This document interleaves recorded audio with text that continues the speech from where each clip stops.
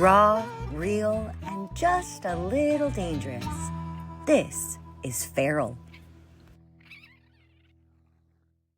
Oh, Gabs Hayes just brought it home talking about sometimes the dream is less important than the need for stability. And yesterday I had this vision sitting next to me come and break it down about how we're going to survive this ups and downs economy by focusing on ourselves, on our own needs, our own goals, and playing bigger games. And she blew some minds. And so I'm so glad to have back the queen and creator of Whole Soul Finance, Audrey Godwin. Hello. To talk to us about how to get that stability, how to get that legacy, and how to not feel like everything is quite so on fire by finding that beautiful pathway between the woo-woo side of finance that we're all just supposed to sit under a tree and rub crystals on ourselves, and the math side of finance where we're not supposed to ever spend any money. And if we don't have 17 401ks, are we even alive? So today, Audrey is here to merge that for us and bring that stability in. Welcome back to the Feral stage, Magnificent. I'm so thrilled to have you.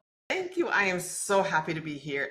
Because here's the thing is the dream will always be there. And the dream, it isn't that the dream is less important. It's that we made decisions from a place of imbalance without rhythm. So having financial oxygen, creating financial stability, whether it's for your household with a 9 to 5, and to be honest, like there's nothing wrong with that, because if I'm going to tell you a little secret, I actually have a 9 to 5 while I'm building the new thing. Because in my mind, why go through all my savings and create a frequency of fear and angst to get the first sale? Because I did that before in the last business. And so I want to tell you that the dream is always there. And the dream, having financial stability is part of the dream. It's not a either or, right? It's the tension between the two. And as I was chatting with Annie earlier, prior to us getting on stage, you know, I mentioned, when she mentioned that, I wanted to just reiterate to everybody, when you decide that you're all far along on your healing journey, in your fullness of essence, on your journey to being whole, wise, and wealthy, that when you become a magnificent and masterful steward of your finances, of your influence, of your affluence, that is going to be the most challenging personal development and personal leadership you can ever do. Because it's really easy to lead others, but if we are unwilling to lead ourselves, then it will show up in our money. It'll show up in what we own or what we don't own, or how we buy the house we can't maintain because we've been conned into everybody should own a home. Yet you want to travel and now you're tied to a house. Okay, I digress. So let's talk about wholesale finance. The purpose of wholesale finance is a series of frameworks. Wholesale finance really is when you are in your journey of being and becoming, where you are doing the work, whether it's through therapy or through your spiritual practices, or just really wanting to talk to that little girl, little boy inside that really needs to be safe and secure, and letting them know that you are growing and maturing. Doing that work first allows you to fix your finances in a way that's integrated. It honors who you are being, who you are becoming. It honors the cultural, societal, family of origin things you want to keep, so that when you see evidence of the life that you are living, that you are content and grateful, creating a rhythm and a cadence to look at your finances, not obsess over your finance, not keep opening your banking app to see, am I overdrawn today? Is it this? Is it that? I want you to understand that wholesale finance is really about how do we get from surviving to thriving to flourishing. And you get to decide and define what that looks like. Doesn't matter what's happening in the world. It doesn't matter what your family members are saying, even if you live with your family members. What's the vision for your life and for each area of your life? That's where you start to assess where you are in this moment. Not where you should be based on all the voices in your head and all the voices coming to us in various forms and functions. It's Who am I being at the moment? And what do I want in the area of career or business? What do I want in the area of relationship? What do I want in the area of recreation and fun? Yes, that's an area of life that a lot of people ignore. What do I want in my home environment, in my office environment? What do I want for my spiritual practices? What do I want for my mental and emotional well-being? All of those are areas that we really need to get clear on. What does it look like? What does it feel like? What does it smell like? And so one of the overarching frameworks of whole soul finance is we start with assessing where we are and then acknowledging. What does that mean? Stop lying to yourself. I'm 61. I should have $1 million in savings and investments. I don't. Why? Because I made decisions based on family values that are breaking generational patterns of behavior where my family came from Puerto Rico. And so you're 18, you're out the door, don't care how it's doing. I got to live my life now.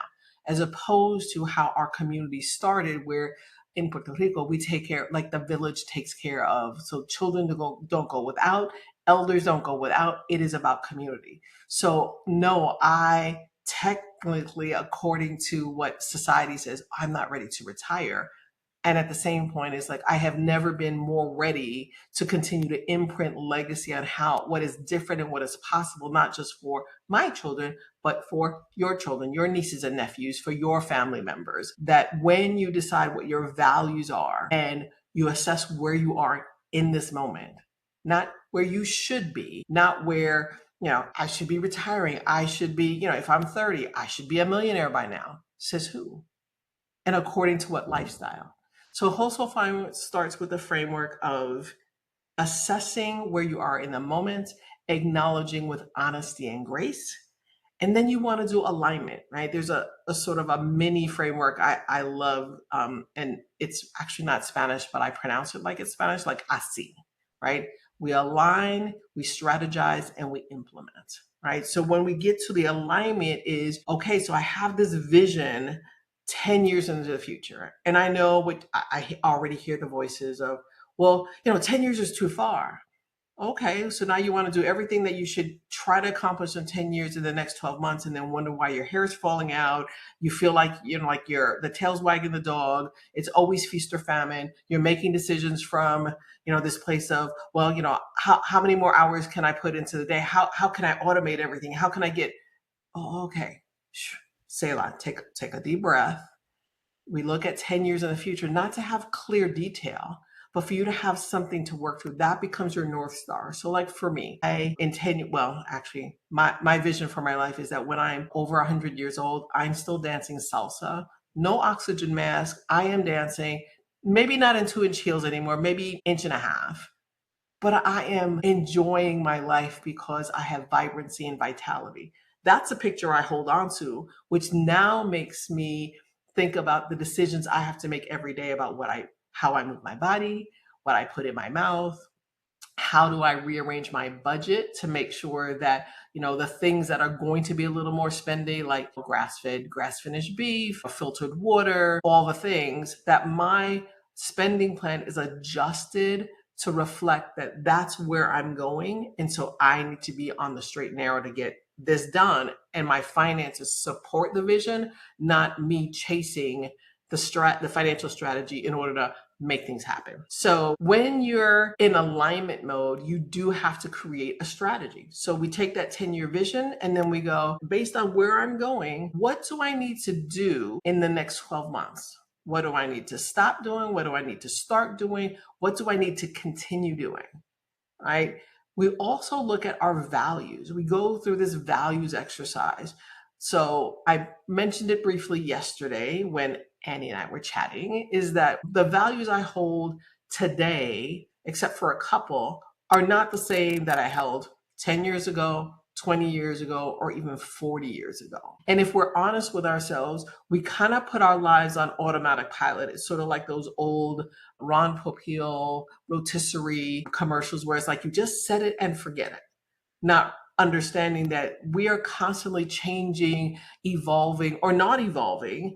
We are allowing situations and circumstances and relationships to leave their imprints on us. And if we don't take a moment to assess what is really ours to carry forward and really get alignment around, this is a thing that I love doing. This is how I want to live my life. This is how I want to proceed forward based on these values. You know why your budget isn't working? It's not anchored in your values. It's not anchored in your priorities. So let's talk about the next step in the wholesale finance framework. So we've done this assessment. We have given ourselves lots of grace and honesty around acknowledging what's not working. And yes, we can call them limiting beliefs. It could be that we learned a new skill. And if you learn a new skill and you want to get better at it, you continue to educate, you continue to practice. And so it becomes, what am I doing? What am I believing that no longer serves the person I am today? Do we need to release it? I need to look at it. Do I need to release it, bless and release it? Or do I just need to reframe it because it needs an upgrade? Because I still believe the same things. I just have a different perspective and lens because I've gone further down my life journey. And I need to be able to say, okay, this is the thing I keep knocking my face on, and I need to change it so that it expands my capacity, expands my borders to be able to go, nope, this is still true for me today, but I need to reframe it so that I can continue forward with the same, I'm compelled. As opposed to being dragged, I am compelled because the vision, my North Star, still has me moving forward. And because this is what I value and this is what I understand that I believe, I need to upgrade or just release it so that I can move forward with the same passion and energy. And passion for everybody is not being like, Pippi Longstocking and I'm, head over the heat. You can be in joy and in purpose. At the same time, you may be dealing with adverse circumstances. How our state of being gets re-regulated for us to move forward is really important in developing eventually our spending plan, to look at our finances for our household, for our business. If you have a job and you're responsible for a budget, it's a great way to be able to align the culture and the values of the company and how you're going to manage and steward that budget to get the results that you need to get. So we've laid out our vision, we figured out our values. We now need to look at those different life areas, the spiritual, career, our home, our family and relationships, love interests, if that's a thing for you, recreation, our environments, our, what I call, our sanctuary and sacred spaces at home, as well as if you go to an office or you have a business that is not located in your home, or even if it's located in your home, did you create an environment that you love to go to every day? So you look at those different areas and you go, so now what's the priority based on where I say I want to go and what I need to do to move forward in the next 12 months? What are the actual priorities?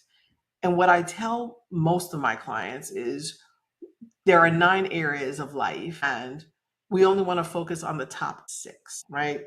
And of course, everybody says, well, everything's a priority. No, everything's not a priority. Because I guarantee you, and I'm dealing with this now as my uncle just got admitted to the hospital in Puerto Rico, and he's evaluating his life now. Granted, he's in his 80s, so he has had the blessing of a longer life, but we're still having these conversations of, there are things he still wants to do. Okay, so if you get a diagnosis or you find out that you're getting a divorce or there's some natural disaster, I guarantee you everything is not a priority all at the same time. So the reason why we rank things 1 to 9, the 1 being the most important, 9 being the least important in this moment, is that we want to take the top 6. And those are the priorities you'll focus on in the next 12 months. And with the caveat that every quarter of those 6, you will choose the top 3 priorities. Because at the end of the day, if you want to create a spending plan and investment strategy with your financial advisor, if you want to manage and strategize how you're going to get into and get out of debt, having 6 priorities and saying all of them are equally important is not maintainable unless you have a team. And even then, it's being stretched far too wide and far too thin.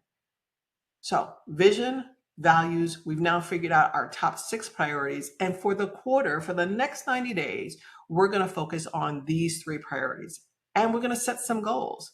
And so the way we set goals in the household finance framework is we say, first and foremost, this is the priority. And I'm going to use myself as an example because, I live that kind of life that, I have enough stories that I could be everybody's worst example for a lot of things. So we'll just take me. So one of my priorities this year is my physical health and well-being. So I love the idea that I said, okay, so that's my priority. And then I go, why is that my priority? Because if we don't have a why to why this has come to the top as a priority, then we're just going through the motions to say, this is important, but I don't have any time on my calendar and I don't have any financial resources in my budget in order to make this actually manifest in reality, in 3D reality. So my priority is my physical health and well-being. Why is that important? One, because I want to be salsa dancing when I'm 110 years old in cute shoes. I also have grandchildren to meet. I have no grandchildren right now, but I could borrow somebody else's grandchildren. So that's pretty cool. But there are people that I want to meet. There are things I still feel like I need to meet. My assignment isn't quite over. So then what values is this priority and this goal attached to?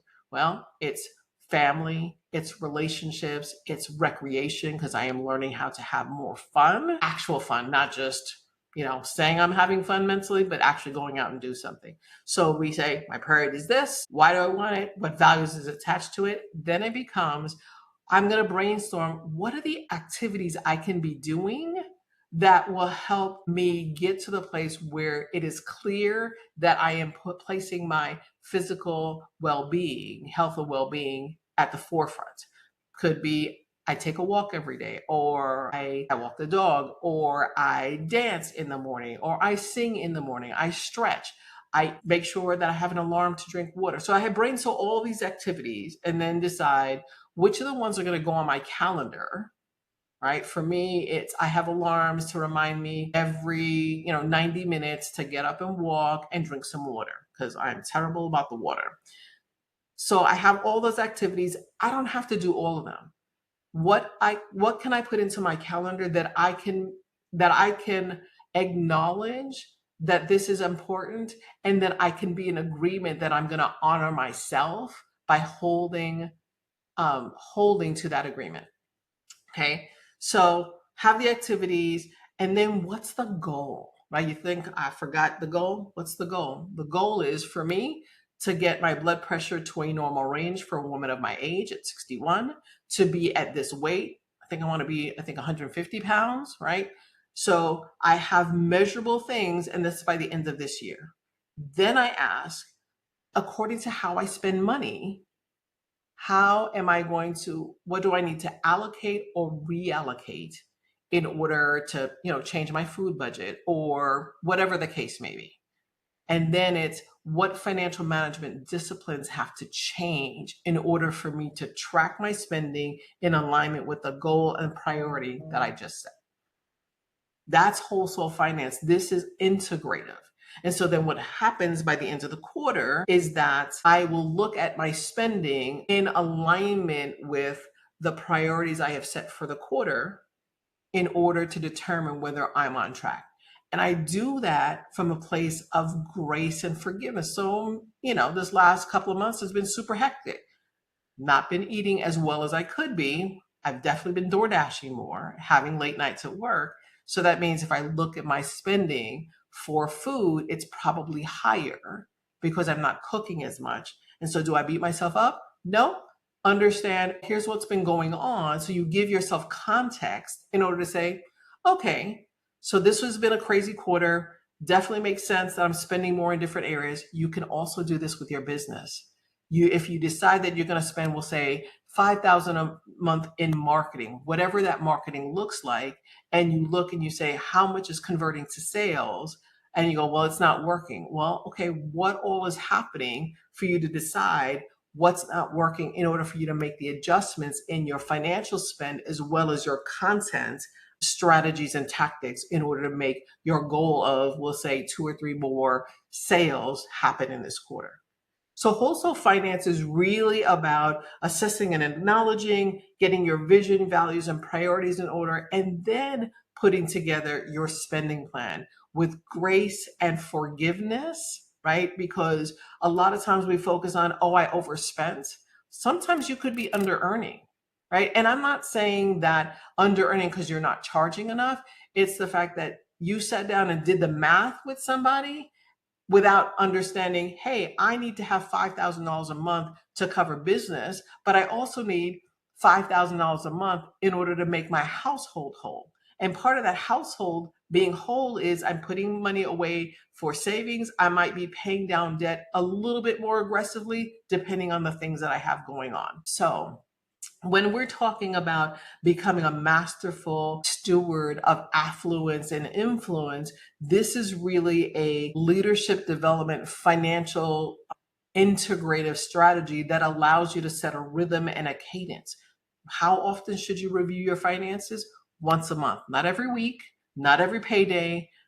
The other thing that I would highly recommend is notice your state of being when an unexpected expense comes up, when a client takes their time in paying you, if an interest rate changes on some debt that you have, or something unexpected like I live in Oklahoma, so there are tornadoes. So that is kind of an unexpected natural disaster. Pay attention to what's going on in your body, right? Because how your body reacts to that will tell you that there's more going on that you really need to understand. This is not just me going through the math and going through all the exercises to get this alignment. This is really about the somatics of I am harboring anxiety because I am literally budgeting to the penny. I have no margin and I literally can't go without this, that, or the other. I can't have any stretch in people paying me. I have to get more debt, whatever that case may be. But the place we most ignore is how our body is feeling. What is our mood when we see a deposit come in? Are we cheering? What happens when the deposit doesn't come, or when everything hits at the same time and all the bills hit and then the deposit is a day later, right? Pay attention to how your body is reacting, because that is also something that you can put into your priority, your goal setting, your financial management strategies of, hey, when I open this up and I see something unexpected, I'm going to notice, I'm going to take a deep breath, and I'm still going to say, I'm so grateful I had the money in my account to cover this.